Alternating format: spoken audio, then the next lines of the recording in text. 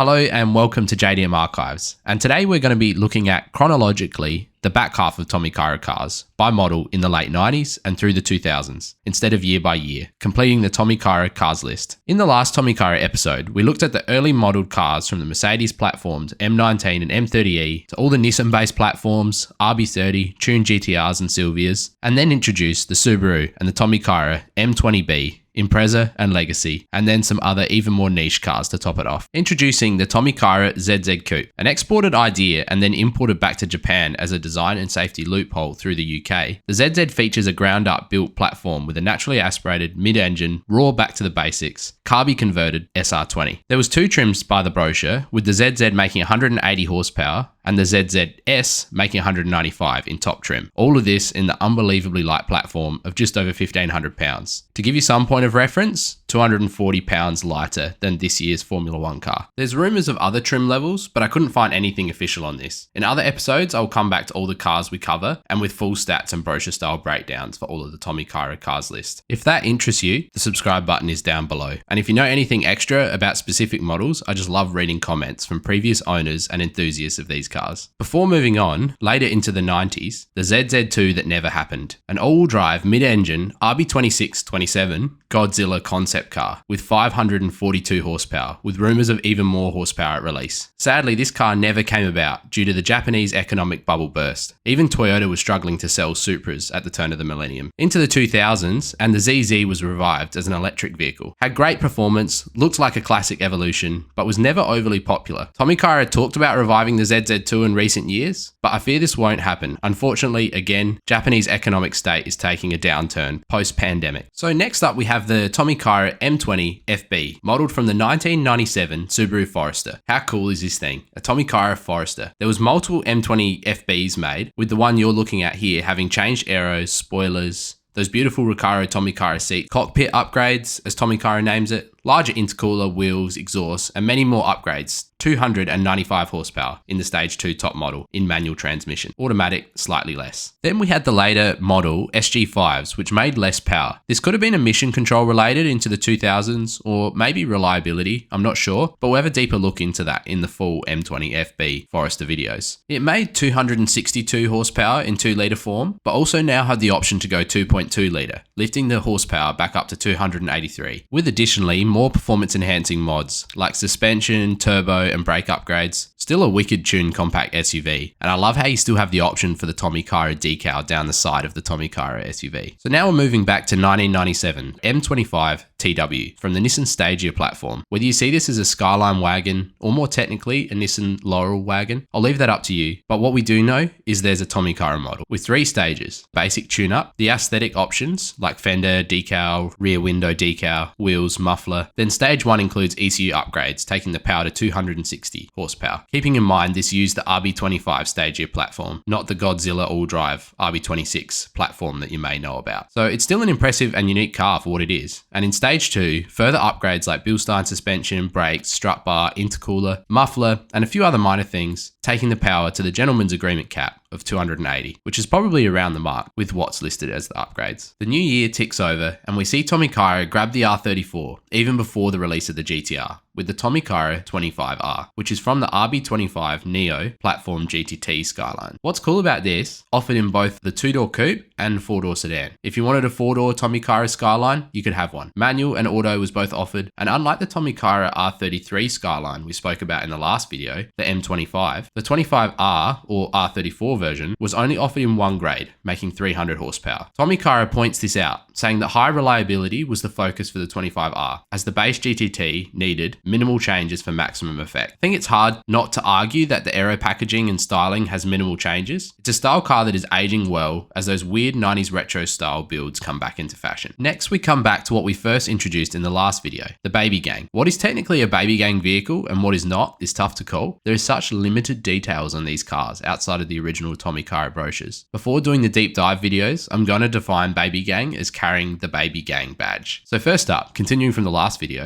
the 1998 M13C, manufactured from the Nissan Cube, offered in 2 stages with a Stage 2 platform having all the options: exhaust, shocks, springs, air filter, and a tune-up making 98 horsepower, plus plenty of additional body exterior changes. I'm not sure how much downforce this spoiler's making, but I love it. Moving into the 2000s, and we revisit the March, or also known as the Nissan Micra, with the M13 MC and M13 MC Blister. So these cars are late series evolutions from the M13 K11 we visited in the last episode, still offering both the normal, if you can call it that, version and wide-bodied, or as the Japanese like to call it, blister version, with a similar structure and performance stages, making 96 horsepower out of the inline-4 1300cc motor. Next up, moving across to Toyota, is the most bizarre choice of car for Tommykaira to choose. Supra, Sora, Chaser, nope. A 2001 Yaris. Echo or Vitz, you will know this car as. Still under the baby gang. Saw various performance mods and somehow makes me want one. The brochure describes the styling as aggressive, which I love. Exhaust, spoiler, suspension, brake pads, and bucket seats, just among some of the modifications to this car. This will be a fun car to go fully into when I get to it. In the previous episode, we introduced Tommykaira utilizing the Subaru platform and showed the early modeled legacies in the wagon body. Tommykaira saw a market for sedans and started the next generation as the Tommykaira B4 sedan and TB wagon. And what almost seems to have become the norm for Tommykaira: wild aero changes, 18-inch wheels, decals and body kit. Interior saw modifications like new mats, the signature style seats, digital dash, shift knob to name a few. And from a performance perspective, intake, ECU, exhaust, intercooler, suspension and brakes, making 295 horsepower in the manual version. But what became really interesting with Tommykaira as the turn of the millennium came around, introduced the B4 2.2 and TB 2.2 model. On top of everything already mentioned, these cars saw the full engine workover package, forged and bored out to 2.2 litres, much like the infamous 22B that Subaru's STI's division manufactured. The main additional tuning elements to note from the brochure is the upgraded pistons, rings, gaskets, oil circulation, cylinder boring, crankshaft, plenty of other additional mods, and the base Tommykaira upgrades on top of that too, increasing the horsepower up to 315 in both models reliably. Pretty phenomenal. In 2002, we saw a shift with the legacy tuned cars to the Tommykaira B4, B6, and TB6. It's a complicated name, but the name comes about from using the Boxer 6 platform, the 6-cylinder. It made less power than previous models, but still a very respectable 270 horsepower, as Tommykaira felt there was no room for tuning, but built the car specifically for driving experience, even advertising the automatic in the brochure as the feature car with a manual craftsmanship style gear knob. Amongst other Tommykaira mods you may expect to see, the main focus is discussing the high quality finish they aimed for, a high temperature oxidization process to increase longevity of parts, to name one. Then lastly for the legacies with the BP and BL, the B4 and TB, returning to the Boxer 4 and old style tuning method, made 296 horsepower in both the sedan and wagon, and reintroduced the upgraded 2.2 litre engine, like we saw in the older legacies, in the 220 S-Spec trim level, available to both sedan and wagon, and again making 315 horsepower, and offering additional upgrades even further. Purchasing all of these upgrades that were mostly dress up in style at this point, increase your trim level to the 220 Sport. Now that we've covered the legacies, we are back to the iconic year, 1999. The R34 GTR just released, and Tommykaira is all over it, with one of their most heavily tuned cars, the Tommykaira R at 370 horsepower, the RS at 425, and RZ at 530, from the RB26, or commonly nicknamed RB27, now that it's a 2.7 litre. So port polishing, block boring, and upgrades to crankshaft, connecting rods, forged aluminium pistons, titanium coated piston rings, high lift cams, racing, plugs, intake, exhaust, turbos, water pump, and where to end just listing the performance mods is almost impossible to decide. Aesthetically, front spoiler, wider blister fenders, side diffuser that ties into the rear diffuser nicely, V-Spec with Nismo add-on carbon fiber rear diffuser, if the base car didn't already have it, and the standout, controversial looking triple wing spoiler. For me, it takes time to adjust to seeing it, but it's one of the best looking spoilers ever made. But that opinion will be controversial. So the interior got the usual treatment: Tommykaira buckets, digital dash, craftsmanship gear knob, and then the wheels made from the same material as Formula 1 wheels, forged magnesium, the Tommykaira Pro Rs in 19-inch. Which leads me into the next car that somehow had the same style Tommykaira Pro R gold wheels, but only in the micro option of 15 inches to fit the car. Introducing the Tommykaira P-Tune, using the Subaru Pleo as the platform, offered in front-wheel drive and four-wheel drive, making 83 horsepower from the 660cc 1900 pound body, with an advertised, wait for it, turning circle of 4.9 meters, which is wild that is a spec worth listing underneath the horsepower on the brochure. Why this isn't baby gang, I'm not sure. Will have to be looked into further when I visit the full videos. but no baby gang badge, so that's why it's separate. Revisiting the M20B, but now the modern model, 2001, Bug, then Blob and Hawk, all labelled as M20B, with 2.2 implying that Tommykaira didn't use the 2.5 litre in later model, which I thought was worth noting. If you have any extra information or opinions on that, leave it in the comment, because this becomes somewhat grey. What we do know is they had a consistent and very serious tune of 355 horsepower, making these late WRX models the most powerful official Tommykaira using Subarus as a platform. I love how the suspension is called their original quantum suspension. Japanese car manufacturers just love totally using physics names out of context in a somehow really cool kind of way. Next we have the Tommykaira Voxy, modelled from the Toyota Voxy, also known as the Noah minivan. This saw a tune up to 161 horsepower, with the most notable changes to the intake, exhaust, brakes and suspension. There was also the option for 18-inch wheels and various other things like the full side decals that aren't pictured in the brochure, but there you go. If you want a Tommykaira minivan, they've got you covered.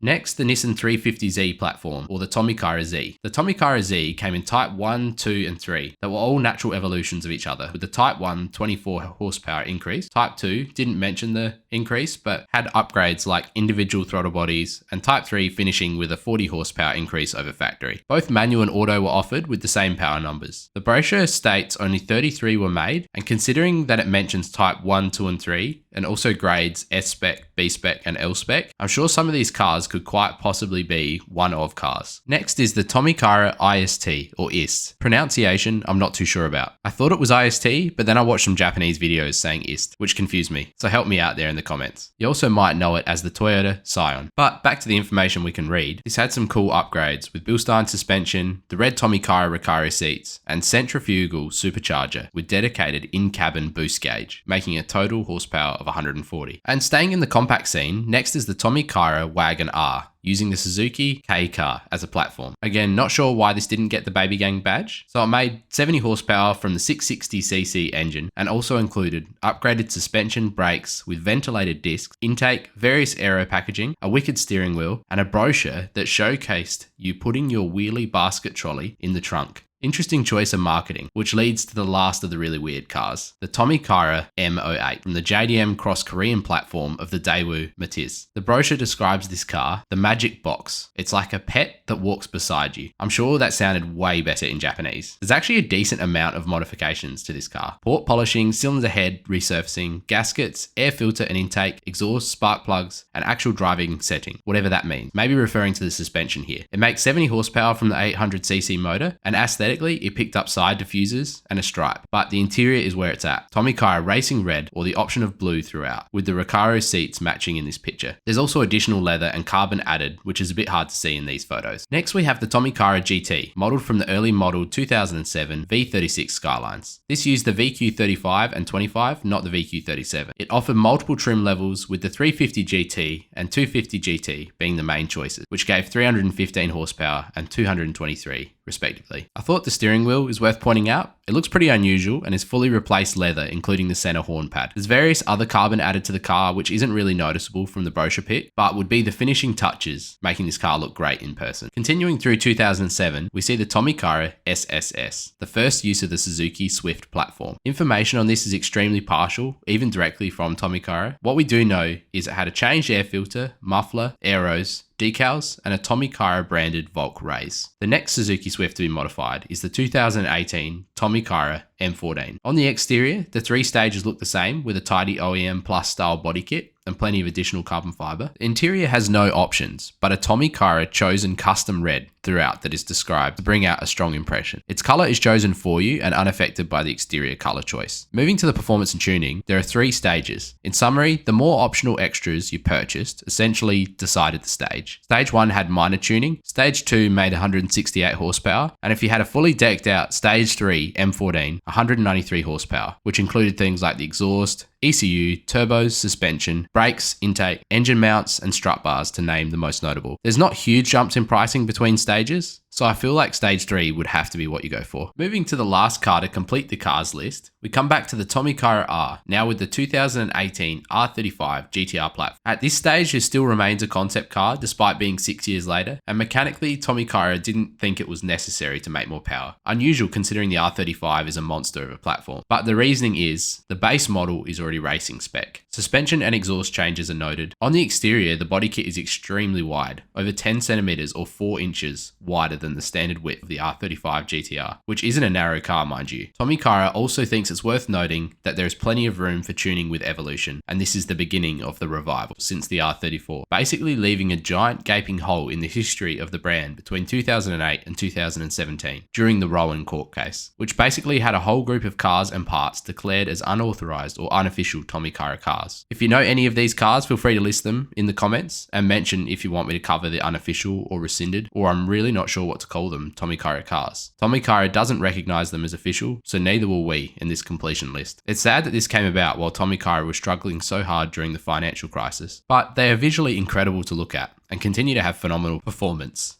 To identify these cars, you will see all uppercase Tommykaira spelling, which is one of the broken clauses to the contract, alongside with just blatantly ignoring running all the performance parts and cars past Tommykaira before releasing them. Anyway, it's good to see that the brand is reviving and moving forward in a positive direction, because to many of us JDM fans, Tommykaira will forever be one of the most nostalgic brands. Thanks for watching and completing the Tommykaira cars list with me, and I'll see you in the next video.